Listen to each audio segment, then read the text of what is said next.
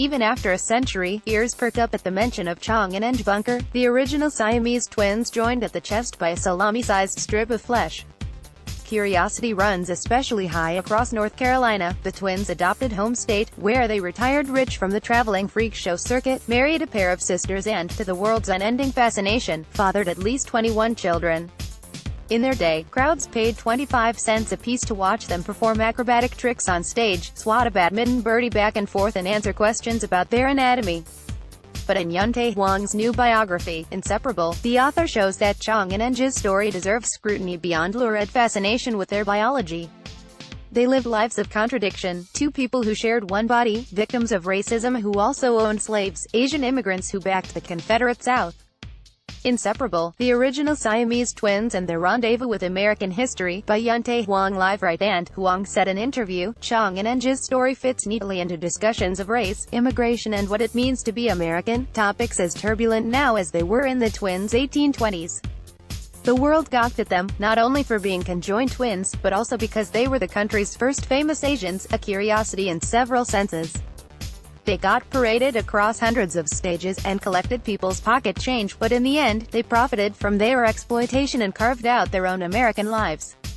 Yunte Huang, an English professor at the University of California, Santa Barbara, author of Inseparable, the original Siamese twins and their rendezvous with American history, theirs is a fascinating American story that needs to be told, said Huang, an English professor at the University of California, Santa Barbara.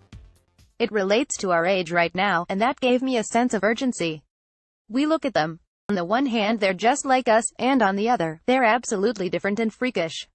Inseparable follows Chang and Eng from their 1811 birth in what is now Thailand, where they lived aboard a houseboat and sold duck eggs to help feed their family.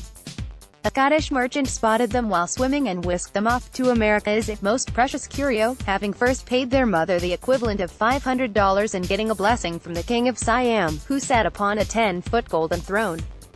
As performers, they were forced to travel in steerage while their handlers rode in luxury, an injustice that irritated the twins as they watched their benefactors grow richer. Though billed as a biological oddity, Chang and Eng became just as celebrated for their wit. Once, when a one-eyed patron attended the show, they offered to refund half his ticket price because he couldn't see as much. In 1832, after a few years on the road, they grew savvy enough to break off on their own, buying themselves 500 cigars to celebrate their success. Later, known worldwide, they settled in Trap Hill, NC, not far from Wilkesboro, for reasons that remain unclear.